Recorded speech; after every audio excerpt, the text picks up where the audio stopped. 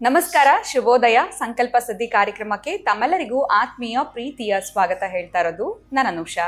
ಮೊದಲನೇ ಬಾರಿ ನಮ್ಮ ಚಾನೆಲ್ ವೀಕ್ಷಿಸ್ತಿದ್ದೀರಾ ಅಂತಂದ್ರೆ ಈಗಲೇ ನಮ್ಮ ಚಾನೆಲ್ನ ಸಬ್ಸ್ಕ್ರೈಬ್ ಮಾಡಿ, ನಮ್ಮ ವಿಡಿಯೋಸ್ನ ಲೈಕ್ ಮಾಡಿ. ಪ್ರತಿ ಒಂದು ವಿಡಿಯೋಸಲ್ಲಿ ಕೂಡ ಸಾಕಷ್ಟು ಉಪಯುಕ್ತವಾಗಿರುವಂತಹ ವಿಚಾರಗಳು, ವೇದ, ಶಾಸ್ತ್ರ, ಪುರಾಣ, ಜ್ಯೋತಿಷ್ಯ, ವಾಸ್ತು, ಯಾವುದೇ ರೀತಿಯಾಗಿರುವಂತಹ ಸಮಸ್ಯೆಗಳಲ್ಲಿ ಸರಳವಾಗಿರುವಂತಹ ಪರಿಹಾರಗಳು, ರೆಮಿಡೀಸ್ನ ತಿಳಿಸ್ಕೊಡುವಂತಹ ಸ್ಪಿರಿಚುವಲ್ ಗುರು ಡಾಕ್ಟರ್ ವಿಷ್ಣು ದತ್ತ ಗುರುಜಿ ಅವರಿದ್ದಾರೆ. ಬನ್ನಿ ಗುರುಗಳನ್ನ ಕಾರ್ಯಕ್ರಮಕ್ಕೆ ಬರ್ಮಾಡ್ಕೊಳ್ಳೋಣ. ನಮಸ್ತೆ ಗುರುಗಳೇ, ಕಾರ್ಯಕ್ರಮಕ್ಕೆ ಭಕ್ತಿಯ ಸ್ವಾಗತ.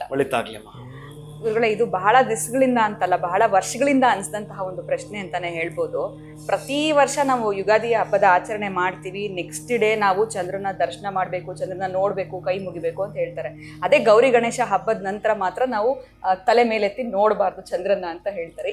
ಯಾಕೆ ನೋಡಬಾರ್ದು? ಇಲ್ಲಿ ನೋಡಲೇಬೇಕು, ದರ್ಶನವನ್ನು ಮಾಡ್ಕೊಳ್ಬೇಕು. ಇದ್ರ ಹಿನ್ನೆಲೆ ಏನಾದರೂ ಇದೆಯಾ? ಬಹಳ ವರ್ಷಗಳಿಂದ ಕುತೂಹಲ ಇತ್ತು. ಗಣೇಶ ಹಬ್ಬ ಬಂದ್ರೆ ನೋಡಬಾರ್ದು, ಯುಗಾದಿ ಹಬ್ಬದಲ್ಲಿ ವಿಶೇಷವಾಗಿ ನೋಡಬೇಕು, ನಮಸ್ಕಾರ ಮಾಡಬೇಕು, ಹಿರಿಯರ ಆಶೀರ್ವಾದ ತಗೊಳ್ಬೇಕು, ಎಲ್ಲವೂ ಕೂಡ ಹೇಳ್ತಿರ್ತಾರೆ. ಏನಿದ್ರೆ ಹಿನ್ನೆಲೆ, ಇದ್ರ ಬಗ್ಗೆ ತಿಳಿಸ್ಕೊಡಿ ಗುರುಗಳೇ. ಓಂ ವಿಶ್ವಸ್ಮೈ ನಮಃ. ನನ್ನ ಪ್ರೀತಿಯ ಬಂಧುಗಳೇ, ನಿಜ ಅಮ್ಮ, ಈ ಪ್ರಶ್ನೆ ಬಹಳ ಜನರಲ್ ಇದೆ, ಕುತೂಹಲವೂ ಕೂಡ ಹೌದು. ಏನಂತಂದ್ರೆ, ಬಿದಿಗೆ ಚಂದ್ರನ ಬಿಡಬೇಡ, ಚೌತಿ ಚಂದ್ರನ ನೋಡಬೇಡ. ಬಿದಿಗೆ ಚಂದ್ರನ ಬಿಡಬೇಡ, ಚೌತಿ ಚಂದ್ರನ ನೋಡಬೇಡ ಅಂತ ಹೇಳ್ತಾರೆ. ನೀವು ನೋಡಿ, ಈ ರಂಜಾನ್ ಸಂದರ್ಭದಲ್ಲೂ ಅಷ್ಟೇನೆ, ಅವ್ರಿಗೆ ಚಂದ್ರ ದರ್ಶನ ಆಗಿಲ್ಲ ಅಂದ್ರೆ ಅವ್ರ ವ್ರತ ಕಂಪ್ಲೀಟ್ ಆಗಲ್ಲ. ಅವ್ರಿಗೆ ಅಷ್ಟು ಪವರ್ ಇದೆ ಇದರಲ್ಲಿ. ಅಮೃತ ಬಿಂದುಗಳಿಂದ ಕೂಡಿರುತ್ತಾನೆ ಆ ಚಂದ್ರದೇವ. ಎಷ್ಟು ಚೆನ್ನಾಗಿ ಅಂತಂದ್ರೆ, ಬಹುಶಃ ನಾನು 2 ದಿನನೂ ನಮ್ಮ ಶಿಷ್ಯರ ಸಮೇತ ಭೂತಗನ್ನಡ ಒಂದಿಲ್ಲ ನಮ್ಮ ಹತ್ರ ಅಷ್ಟೇ. ಹಾಗೆ ಕಾಯ್ದು ಅದನ್ನು ನೋಡಿ ಅರ್ಘ್ಯ ಕೊಡೋದ್ರಿಂದ ಹಿಡಿದು ಆ ನಂತರ ಎಲ್ಲರಂದ್ರೂ ಕೂಡ ಈ ಅಕ್ಷತೆ, ಹೂವು, ನಿವೇದನೆ ಎಲ್ಲ ಮಾಡಿಸೋ ತನಕ ಯಾವುದೊಂದು ಸ್ಟಾರ್ ಕಾಣಿಸಿದ್ರೂ ಪರವಾಗಿಲ್ಲ ನಮಗೆ. ಬಹುಶಃ ಬಿದಿಗೆ ದಿವಸ ಚಂದ್ರ ನೋಡಲೇಬೇಕು ಅಂತಕ್ಕಂತಹದ್ದು ಏನು ತೋರಿಸ್ಕೊಡುತ್ತೆ ಅಂತಂದರೆ, ನಮಗೆ ಈ ವರ್ಷದಲ್ಲಿ ಏನು ಬಹುಶಃ ಎಂತಹದ್ದು ಅಂತಂದ್ರೆ ಅದು ಹೇಳಿಕೊಳ್ಳಕ್ಕೆ ಆಗದೆ ಇರತಕ್ಕಂತಹ ಸೋಲು.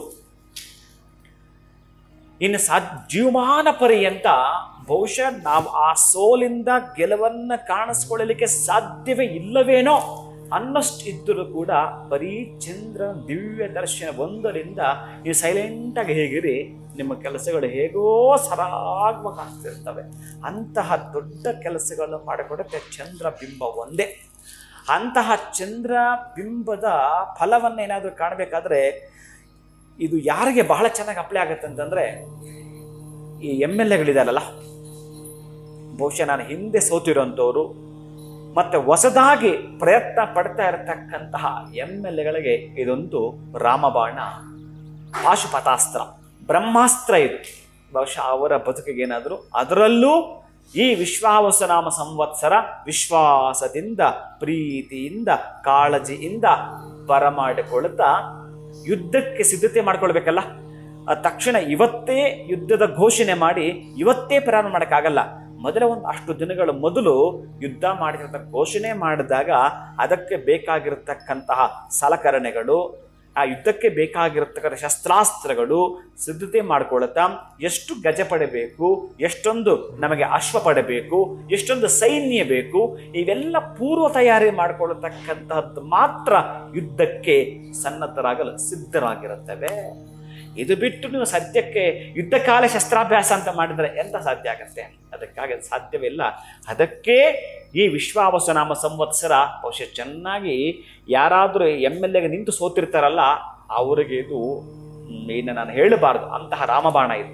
ಈ ಒಂದು ಪ್ರಯೋಗವನ್ನು ಏನಾದರೂ ಮಾಡಿಕೊಳ್ತಾರೆ ಅಂತಂದರೆ, ಅವರ ಯಾರು ಸೋತಿರ್ತಾರೋ MLA, ಒಬ್ಬ ಶಾಸಕ, ಆತನ ಎದುರುಗಡೆ ಆತನ ಆಪೋಸಿಟ್ ಪಾರ್ಟಿ ಯಾರಾದರೂ ಕೂಡ ಸರಿ 3 ಅಲ್ಲ 4 ಸಲ ಮಿನಿಸ್ಟರ್ ಆಗಿದ್ದರು,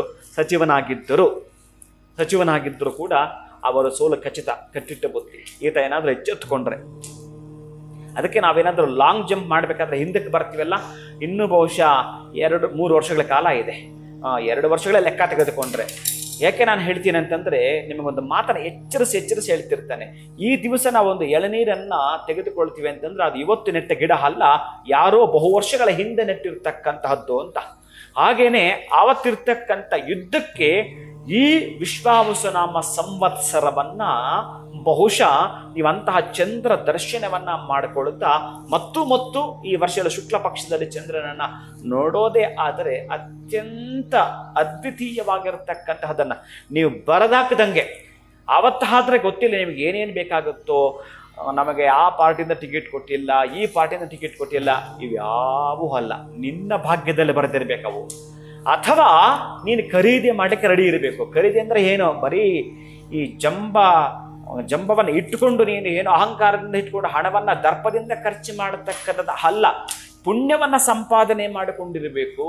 ಮೊದಲೇ ಈ ಪುಣ್ಯ ಫಲ ನಿಂದಾಗಿರಬೇಕು. ಅಂದ್ರೆ ಪ್ರೀತಿಯಿಂದ, ಸಹನೆಯಿಂದ, ಸೈರಣೆಯಿಂದ. ಇದು ಪ್ರಜಾಪ್ರಭುತ್ವದ ರಾಜ್ಯ, ಆದ್ದರಿಂದ ಈ ಪ್ರಜೆಗಳೇ ಪ್ರಭುಗಳಾದ್ದರಿಂದ ಆ ಪ್ರಭುಗಳ ಬಳಿ ನೀನು ದೀನನಾಗಿ ಹೋಗಬೇಕು. ಹೇಗೆ ಹೋಗ್ಬೇಕು ಅಂತಂದ್ರೆ, ಇನ್ನು ಯಾವತ್ತೋ ಇದೆ ಬಿಡು, ನೋಡೋಣ ಬಿಡು ಅಂತಂದ್ರೆ ಅಯ್ಯೋ ಅದಕ್ಕೆ ನೀವು ಹೋಗ್ತಿರ್ತೀರಿ. ಚೆನ್ನಾಗಿ ನೆನಪಿಟ್ಕೊಳ್ಳಿ. ಅದಕ್ಕೆ ನಾನು ಮೊದಲೇ ಒಂದು ಮಾತು ಎಚ್ಚರಿಸಿ ಹೇಳಿದ್ದೀನಿ, ನಿಮ್ಮ ವಿರುದ್ಧ ನಿಲ್ತಕ್ಕಂಥ ಒಬ್ಬ ಸಚಿವನಾಗಿದ್ದರೂ ಕೂಡ ನೀವು ಗೆಲ್ತೀರಿ. ಅಂತಹದ್ದು ಈ ವರ್ಷ ನಿಮಗಿರ್ತಕ್ಕಂತಹದ್ದು ಒಂದು ದೊಡ್ಡ ಮಟ್ಟದ ರಾಷ್ಟ್ರೀಯ ಹೆದ್ದಾರಿ ಮಾಡಿಕೊಡುತ್ತೆ. ಈ ವರ್ಷ ಬುನಾದಿ ಮಾಡಿಕೊಡುತ್ತೆ ನಿಮಗೆ ಗೆಲುವಿಗೆ. ಅಂತಹ ವಿಶ್ವಾವಸನಾಮ ಸಂವತ್ಸರದಲ್ಲಿ ಮಾಡಿಕೊಳ್ಳಬೇಕಾಗಿರತಕ್ಕಂಥದ್ದು, ಯಾರಾದರೂ ನಾನೊಬ್ಬ ಮಿನಿಸ್ಟ್ರಿಗೋ ಒಬ್ಬ ಶಾಸಕನಿಗೋ ಇದನ್ನು ಅಪ್ಲೈ ಆದರೂ ಕೂಡ, ದೊಡ್ಡ ಮಟ್ಟದ ವ್ಯವಹಾರ ವ್ಯಾಪಾರ ಮಾಡೋರು ಕೂಡ ಇದು ಅಪ್ಲೈ ಆಗ್ತಕ್ಕಂತಹದ್ದೇ ನನ್ನ ಪ್ರೀತಿಯ ಬಂಧುಗಳೇ. ನಾವು ಹೇಗೆ ಇದನ್ನು ತೆಗೆದುಕೊಳ್ಬೇಕು ಅಂತಂದ್ರೆ, ಅದಕ್ಕೆ ಹೇಳ್ತಕ್ಕಂತಹದ್ದು ಆ ಒಂದು ಉತ್ತಮವಾಗಿರ್ತಕ್ಕಂಥದ್ದು ಏನಾದರೂ ನಾವು ಚೆನ್ನಾಗಿ, ಅದಕ್ಕೆ 2 ಕಿವಿ ಕೊಟ್ಟಿರ್ತಾನೆ, ಚೆನ್ನಾಗಿ ಕೇಳಿಸ್ಕೋ, ಕಡಿಮೆ ಮಾತನಾಡು ಅಂತ. ಕಡಿಮೆ ಮಾತನಾಡ್ತಾ ನಾವೇನಾದ್ರೂ ಮಾಡ್ತೀವಿ ಅಂತಂದ್ರೆ ಅದೃಷ್ಟವಶಾತ್ ನೀನು ಗೆದ್ದು ಬಿಡ್ತೀಯ ಅಂತ ಅಲ್ಲ, ಗೆಲ್ಲುತ್ತೀಯ. ಅದೃಷ್ಟವಶಾತ್ ಪಕ್ಕಕ್ಕೆ ತೆಗಿರಿ, ಅದೃಷ್ಟ ನಿನ್ನದೇ ಬರೆದಿಟ್ಕೊಂತ ಹೇಳಬಹುದು. ಅಷ್ಟು ಅದ್ಭುತಗಳು ನಡೆದು ಹೋಗ್ತವಂತೆ. ಈ ವರ್ಷದಲ್ಲಿ ನೀವು ಈ ಚೈತ್ರ ಮಾಸದಲ್ಲೇ ಪ್ರಾರಂಭ ಮಾಡಿಕೊಳ್ಳತಕ್ಕಂತಹದ್ದು. ಯಾಕೆ ಗೊತ್ತಾ, ನೀನು ಎಲ್ಲಿ ಸೋತಿರ್ತೀಯ ಗೊತ್ತಾ, ಕ್ಷೇತ್ರವನ್ನ ಆಯ್ಕೆ ಮಾಡ್ಕೊಂಡು ಸೋತಿದೀಯ, 1ನೇದು. 2ನೇದು, ನಿನ್ನ ಪೂರ್ವಾಪರ ಅಲ್ಲಿ ತಿಳ್ಕೊಳ್ಳದೆ, ನಿನಗೂ ಗೊತ್ತಿಲ್ಲದೆ ನೀನು ಸೋತಿದೀಯಾ. 3ನೇದು, ನಾವು ತುಲನೆ ಮಾಡ್ಕೊಳ್ಬೇಕಾದ್ರೆ ನಮ್ಮ ವೆಯ್ಟ್ ಎಷ್ಟು, ನಮ್ಮ ಹೈಟ್ ಎಷ್ಟು, ನಾವೆಷ್ಟು ವೈಟು, ಇವೆಲ್ಲ ಕೂಡ ತಿಳಿದುಕೊಳ್ಬೇಕಾಗತ್ತೆ. ಸೊ ವೈಟ್ ಅಂದ್ರೆ ಏನು ಗುರುಗಳೇ? ಹೈಟ್ ಆಯ್ತು, ವೈಟ್ ಆಯ್ತು.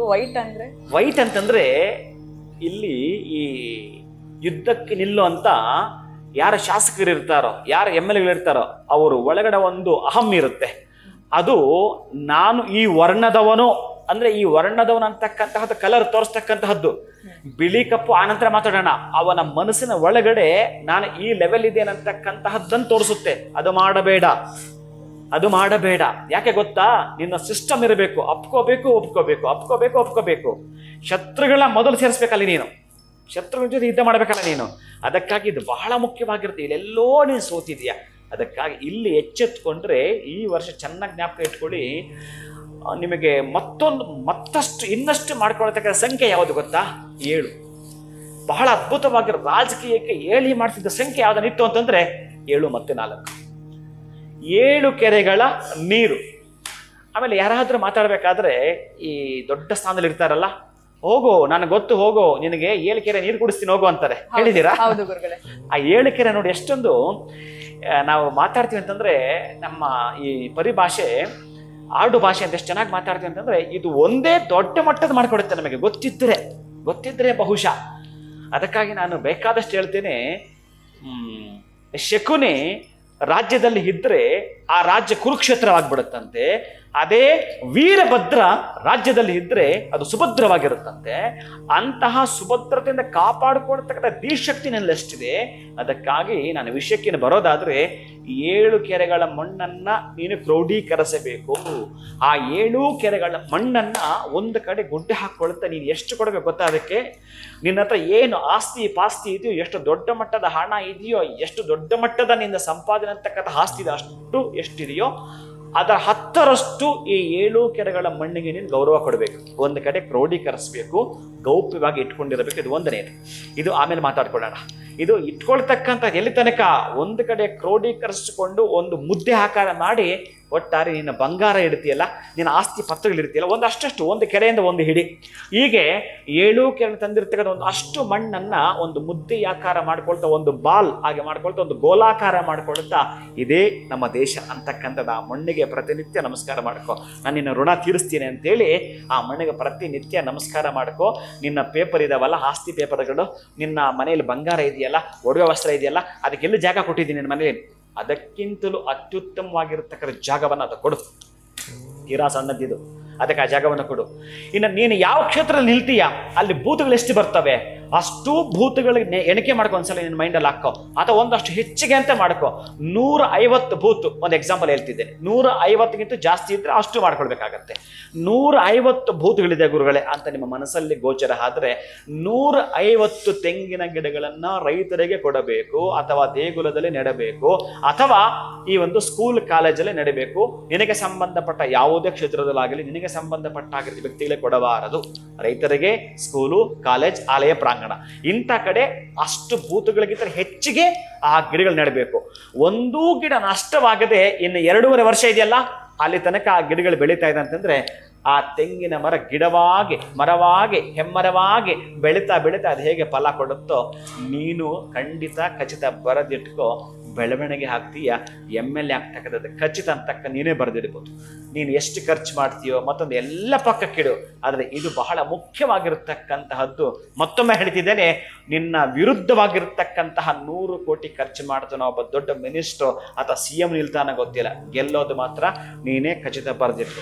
ಅದಕ್ಕಾಗಿ ನಾನು ಇದನ್ನು ಒಂದು ಉದಾಹರಣೆ ಕೊಟ್ಟಿ ನಿಮಗೆ. ಏನಕ್ಕೆ ಉದಾಹರಣೆ ಕೊಟ್ಟಂದ್ರೆ, ಈ ಬಿದಿಗೆ ಚಂದ್ರಮ, ಚೌತಿ ಚಂದ್ರಮ ಇವೆರಡರ ಇಂಪ್ಯಾಕ್ಟ್ ಹೇಗೆ ಮೈನಸ್ ಪ್ಲಸ್ ಕೊಡುತ್ತೆ ಅಂತ ಆವತ್ತು ನೋಡಿದ್ರೆ ಬಹುಶಃ ಒಬ್ಬ ರಾಜ್ಯಭಾರ ಮಾಡ್ತಾ ರಾಜ ಕೂಡ ಕೆಳಗೆ ಬಿದ್ದು ಬಿಡಬಹುದೇನೋ. ಆವತ್ತು ನೋಡಿದರೆ ಕೆಳಗೆ ಬಿದ್ದಿರ್ತಕ್ಕ ರಾಜ ಮೇಲೆ ಎದ್ದೇಳಬೇಕಾದ್ರೆ ಈ ಬಿದಿಗೆ ಚಂದ್ರಮನ್ನ ನೋಡಬೇಕು. ನಿಮ್ಮ ವ್ಯವಹಾರದಲ್ಲಾಗಿರ್ಬೋದು, ವ್ಯಾಪಾರದಲ್ಲಾಗಿರ್ಬೋದು, ಅಥವಾ ನೀನೊಬ್ಬ ಸಾಮ್ರಾಜ್ಯವನ್ನ ಕಟ್ತಕ್ಕಂಥ ರಾಜನಾಗ್ತೀನಿ ಅಂದ್ರೂ ಕೂಡ ಬಿದಿಗೆ ಚಂದ್ರನ ಕೃಪೆ ಬೇಕು. ಈ ಚಂದ್ರನ ಕೃಪೆ ಇದ್ದರೆ ಇಂದ್ರ ಪದವಿಯನ್ನ ಗಿಟ್ಟಿಸ್ಕೊಳ್ತೀರಿ ಅಂತ. ಖಂಡಿತ ಗುರುಗಳೇ. ಜೊತೆಗೆ ಕಳೆದ ಬಾರಿ ಒಂದ್ಸರಿ ಮಾತಾಡುವಾಗ ನೀವು ಹೇಳ್ತಾ ಇದ್ರಿ, ಪ್ರತಿಯೊಬ್ಬರಿಗೂ ಕೂಡ ಹಣ ಇಂಪಾರ್ಟೆಂಟು ಅಥವಾ ಹಣನ ಆಕರ್ಷಣೆ ಮಾಡಬೇಕು ಅಂತಂದ್ರೆ ಉತ್ತಮವಾಗಿರುವಂಥ ಒಂದು ಪ್ರಯೋಗವನ್ನು ನಾನು ತಿಳಿಸ್ಕೊಡ್ತೀನಿ. ಶ್ರೀರಾಮನವಮಿ ಹಬ್ಬ ಹತ್ರ ಬರ್ತಿದೆಯಲ್ಲ, ಅವಾಗ ಹೇಳ್ತೀನಿ ಅಂದಿದ್ರಿ. ಸೊ ಪ್ರಯೋಗ ನೀವು ಯಾವಾಗ ತೋರಿಸ್ತೀರಾ ಅಥವಾ ಯಾವಾಗ ನಮ್ಮ ವೀಕ್ಷಕರು ಅದನ್ನು ನೋಡುವಂಥ ಅವಕಾಶ ಸಿಗುತ್ತೆ, ಇದರಿಂದ ಹೇಗೆ ನಾವು ಲಾಭ ಪಡ್ಕೊಳ್ಬಹುದು, ಇದ್ರ ಬಗ್ಗೆ ತಿಳಿಸಿ ಗುರುಗಳೇ. ಇದು ಜ್ಞಾಪಕ ಮಾಡಿದರೆ ಒಳ್ಳೆ ಸಂದರ್ಭನೇ. ಪ್ರೀತಿಯ ಬಂಧುಗಳೇ, ನೀವು ಶ್ರೀರಾಮ ನವಮಿ ನಾನು ಯಾಕಿದನ್ನ ಈ ಪ್ರಯೋಗನ ಮಾಡಿದ್ದು ಅಂತಂದ್ರೆ, ನಾನು ಸುವರ್ಣ ಎಂಟರ್ಟೈನ್ಮೆಂಟ್ ಚಾನಲ್ ಇತ್ತಲ್ಲ, ಅಲ್ಲಿ ಎಲ್ಲೆಲ್ಲೋ ಯಾವುದೋ ಒಂದು ಗರ್ಭಗುಡಿ ದೇವಸ್ಥಾನದಲ್ಲಿ ಅಲ್ಲೆಲ್ಲಿ ಹೋಗಿ 1.5 ತಾಸು ಒಂದು ಎಪಿಸೋಡ್, 1.5 ತಾಸು ಒಂದು ಎಪಿಸೋಡನ್ನು 6 ರಿಂದ 7 ಮಾಡ್ಕೊಳ್ಬೇಕಾಗಿತ್ತು ನಾನು ಒಂದು ದಿನಕ್ಕೆ. ಅಷ್ಟೆಲ್ಲ ಮಾಡುತ್ತಿದ್ವಿ. ಅಲ್ಲೊಬ್ಬ ಕ್ಯಾಮ್ರಾಮನ್, ನಮ್ಮ ಹುಡುಗ ಬಿಂದು ಅಂತ ಹುಡುಗನ ಹೆಸರು. ನನ್ನ 5 ಹಾಕಿದ್ರೆ ಅವನೊಂದು, ನಮ್ಮ ಬಿಂದು. ಅವ್ನು ನೋಡ್ತಿದ್ರೆ ಆ ಹುಡುಗನಿಗೆ ಇದು ಅಪ್ಲೈ ಆಗಂಥದ್ದು ಬಹುಶಃ ಗೊತ್ತಿಲ್ಲ. ಆ ಹುಡುಗ ಎಷ್ಟೊಂದು ನನ್ನ ಜೊತೆ ತಮಿಳುನಾಡಲ್ಲಿ ಒಂದು ಪ್ರಯೋಗ ಮಾಡಬೇಕಾದ್ರೆ ಮೂಲಿಕೆಗಳ ಹುಡುಕಾಟದ ಜೊತೆಗೆ ಆ ತೇಣಿ ಅಂತಕ್ಕಂತಹದ್ರಲ್ಲಿ ಅದು ಹೀಗುಂಟಿ ಎಲ್ಲ ಕೂಡ ಬಂದಿತ್ತದು. ಬಹಳ ಅದ್ಭುತವಾಗಿರ್ತಕ್ಕಂತಹದ್ದು ಮೂಲಿಕೆಗಳ ಹುಡುಕಾಟ ಜೊತೆಗೆ ಕೆಲವೊಂದು ರಸವನ್ನ ಪಾದಕ್ಕೆ ಅಪ್ಲೈ ಮಾಡಿಕೊಂಡು ನೀರ್ ಮೇಲೆ ನಡೆಯುವಂಥ ಪ್ರಯೋಗ. ಇದ್ರಲ್ಲಿ ನನ್ನ ಜೊತೆ ಭಾಗಿಯಾಗಿದ್ದ ಆ ಹುಡುಗ ಒಂದಷ್ಟು ದಿನ ಇದ್ದ ನನ್ನ ಜೊತೆಗೆ. ಬಹಳ ಚೆನ್ನಾಗಿ, ಎಷ್ಟು ಅಂತಂದ್ರೆ 2 ದಿನ ನಿದ್ದೆ ಇಲ್ಲ ಅಂದ್ರೆ ಪರವಾಗಿಲ್ಲ, ಅಷ್ಟು ಅಚ್ಚುಕಟ್ಟಾಗಿ ಟೈಮ್ ಟು ಟೈಮ್ ಮೇಂಟೈನ್ ಮಾಡ್ತಾನೆ. ಅಷ್ಟು ಚೆನ್ನಾಗಿದ್ದ ಹುಡುಗ. ಆ ಹುಡುಗನಿಗೆ ಈ ಪ್ರಯೋಗನ ಕೊಟ್ಟಿದ್ದೆ ನಾನು ಅಂದು ಶ್ರೀರಾಮನವಮಿ ಎಂದು. ಇವತ್ತು ಆ ಹುಡುಗ ಎಲ್ಲಿದ್ದಾನೆ ಅಂತಂದ್ರೆ, ಬಹಳ ಕಷ್ಟದಲ್ಲಿ ಇದ್ದವ, ಗೊತ್ತಿಲ್ಲ ಯಾವ ರೆಮಿಡಿನೋ ಅಥವಾ ಯಾವ ದೇವರೋ ಯಾವ ಗುರುವಿನ ಕೃಪೆ ಆ ಹುಡುಗ ಆಯ್ತು ಅಂತ ಇವತ್ತು ವೆಲ್ ಅಂಡ್ ಗುಡ್ ಸೆಟ್ಲ್ಡ್ ಬಾಂಬೆಯಲ್ಲಿ ಚೆನ್ನಾಗಿದ್ದಾರೆ. ಅದಕ್ಕಾಗಿ ಆ ಹುಡುಗನ ಕೊಟ್ಟಿರ್ತಕ್ಕಂಥ ರೆಮಿಡಿನೇ ಇಲ್ಲಿ ನಾವು ಕೊಡ್ಲಿಕ್ಕೆ ಅಂತ ಪ್ರಯತ್ನ ಪಟ್ಟರೆ, ಪ್ರೀತಿಯ ಬಂಧುಗಳೇ, 9 ನೋಟ್ ನಿಮ್ಮ ಬಳಿ ಇರಬೇಕು. ಅವತ್ತು ನಾನು ಶ್ರೀರಾಮ ನವಮಿ ದಿವಸ ನಿಮ್ಮ ಮುಂದೆನೆ ಮಾಡಿ ತೋರಿಸ್ತೀನಿ. ನೀವು ಚೆನ್ನಾಗಿ ಜ್ಞಾಪಕ ಇಟ್ಕೊಳ್ಬೇಕು. ಶ್ರೀರಾಮ ನವಮಿ ದಿವಸ ನೀವು ಎಪಿಸೋಡನ್ನು ಯಾಕೆ ನೋಡಬೇಕು ಅಂತಂದ್ರೆ, ಅದೃಷ್ಟವನ್ನ ನೀವು ವೆಲ್ಕಮ್ ಮಾಡ್ಕೊಳ್ತಾ ಇದ್ದೀರಿ ಅಂತ ಆಶ್ಚರ್ಯ ಪಡ್ತಕ್ಕಂಥದ್ದು, ನೀವು ಜೀವಮಾನದಲ್ಲಿ ಎಂದೂ ಮಾಡದೇ ಇರತಕ್ಕಂತಹದ್ದು. ಅದೇನಾದ್ರೂ ಮತ್ತೊಂದಕ್ಕೆ ಸಿಕ್ಕಾಕೊಳ್ಳುತ್ತೋ ಬಹುಶಃ ನಿಮ್ಮ ಅದೃಷ್ಟದ ಡೋರ್ ತಂತಾನು ಓಪನ್ ಆದಾಗೆ. ಒಂದೊಂದು ಕಡೆ ಎಲ್ಲ ನಾವು ಮಾಲ್ಗೆ ಹೋಗ್ಬೇಕಾದ್ರೆ ಒಂದು ರೀತಿ ಗ್ಲಾಸ್ ಡೋರ್ ಓಪನ್ ಆಗುತ್ತಲ್ಲ, ಅದೊಂದು ಸೆನ್ಸಾರ್ ಇರುತ್ತೆ ಅಂತ, ನಾವು ಹೋದ ಕೂಡಲೇ ಇನ್ನೊಂದು 10 ಹೆಜ್ಜೆ ಇರುತ್ತೆ, ಇದ್ದಕ್ಕಿದ್ದಾಗ ಅದು ಓಪನ್ ಆಗುತ್ತೆ. ಈ ಏರ್ಪೋರ್ಟ್ ಅಂತ ಕಡೆ ಎಲ್ಲ ನೋಡಿದಾಗ ಹಾಗೆ ನಿಮ್ಮ ಅದೃಷ್ಟದ ಡೋರ್ ಓಪನ್ ಆಗುತ್ತೆ. ಆ ರಾಮನವಮಿ ಎಂದು ನಾನು ನಿಮಗೆ ತೋರಿಸಿಕೊಡ್ತೀನಿ. ಅದು 100 ರೂಪೀಸ್ ನೋಟ್ ಆಗಿರ್ಬೋದು ಅಥವಾ 500 ರೂಪೀಸ್ ನೋಟ್ ಆಗಿರಬಹುದು ಅಥವಾ 10 ರೂಪೀಸ್ ನೋಟ್ ಆಗಿರ್ಬೋದು, ಎಷ್ಟಾದ್ರೂ ಸರಿನೇ ಒಟ್ಟಾರೆ 9 ನೋಟ್ಗಳನ್ನ ವ್ಯವಸ್ಥೆ ಮಾಡಿಕೊಳ್ಬೇಕು. ಆಮೇಲೆ ಕಪ್ಪು ಪೆನ್, ಬ್ಲ್ಯಾಕ್ ಪೆನ್ನನ್ನು ನೀವು ಅವತ್ತು ರೆಡಿ ಮಾಡ್ಕೊಳ್ಬೇಕು. ಯಾಕಂದ್ರೆ ಕಪ್ಪು ಹಣ, ನಮ್ಗೆ ಜಾಸ್ತಿ ಹಣ ಬೇಕು ಅಂತಂದಾಗ ಅದರದ್ದೇ ಲೆಕ್ಕ ಸಿಕ್ಬಿಡುತ್ತೆ. ಅದಕ್ಕಾಗಿ ಕಪ್ಪು ಪೆನ್ನನ್ನು 9 ನೋಟನ್ನು ತಯಾರಿ ಮಾಡ್ಕೊಳ್ಳಿ. ಇನ್ನು ಉಳಿದಾಗ ಅವತ್ತೇ ನಾನು ನಿಮಗೆ ಮಾಡಿ ತೋರಿಸ್ತೀನಿ. ಅಲ್ಲಿಂದ ಚಾಲು ಆಗ್ತಕ್ಕಂಥದ್ದನ್ನು ಒಮ್ಮೆ ನೀವು ಗಮನಿಸಿ. ಬಹುಶಃ 500 ರೂಪಾಯಿ ನೋಟ್ನ ನಾವು ಸೇವ್ ಮಾಡಿ ಇಟ್ಕೊಂಡ್ರೆ ಜಾಸ್ತಿ ಹಣ ಬರುವಂತ ಸಾಧ್ಯತೆಗಳಿರುತ್ತೆ ಗುರುಗಳು. ಇಲ್ಲಿ ಹೇಗೆ ಅಂತಂದ್ರೆ ಬಹಳ ಮುಖ್ಯವಾಗಿರ್ತಕ್ಕಂಥದ್ದು ಆ ನೋಟುಗಳು ಮತ್ತೆ ನಿಮ್ಮ ಹತ್ರ ಇಟ್ಕೊಳ್ಳಂಗಿಲ್ಲ. ಅವುಗಳನ್ನ ಆ ಪ್ರಯೋಗ ಮಾಡಿದ್ರೆ ನಿಮ್ಮ ಹತ್ರ ಇಟ್ಕೊಳ್ಳಂಗಿಲ್ಲ. ನೋಟುಗಳನ್ನ ಚಲಾವಣೆ ಆಗ್ಬೇಕದು. ಅದಕ್ಕಾಗಿ ನೀವೇನಾದ್ರೂ ತೆಗೆದುಕೊಳ್ಬಹುದು. ಒಟ್ಟಾರೆ ಅವತ್ತೊಂದು ಚಮತ್ಕಾರವಿದೆ. ಆ ನೋಟು ನಿಮ್ಮ ಹತ್ರ ಉಳ್ಕೊಳ್ಳೋ ಹಾಗಿಲ್ಲ. 9 ನೋಟು ನಿಮ್ಮ ಹತ್ರ ಅಂದೇ ಖರ್ಚಾಗಬೇಕು.